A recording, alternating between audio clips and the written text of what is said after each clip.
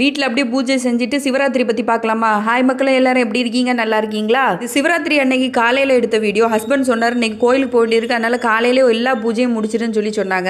இப்படி முக்கியமான நாளுக்கு கண்டிப்பாக நான் நிலைவாசலில் வந்து சின்னதாக விளக்கேற்றி வச்சிருவேன். அதுக்கப்புறம் தான் உள்ளே போய் பூஜை ரூமில் போய் சாமி கும்பிடுவேன். நிலைவாசல் யாருக்குன்னா மகாலட்சுமிக்கு, நம்ம குலதெய்வத்துக்குன்னு சொல்லி பண்ணுறது. இப்படி பூஜை பண்ணிங்கன்னா முதல்ல நிலைவாசலை பார்த்துட்டு அதுக்கப்புறம் பூஜை ரூமுக்கு போங்க. பூஜை ரூமில் விளக்கேற்றிட்டு நிலைவாசலில் விளக்கேற்றக்கூடாது பார்த்துக்கோங்க. ஏன்னா தெய்வத்தை நம்ம வெளியில இருந்து வீட்டுக்குள்ளே கொண்டு வரோம். அதான் இதோட கான்செப்ட்.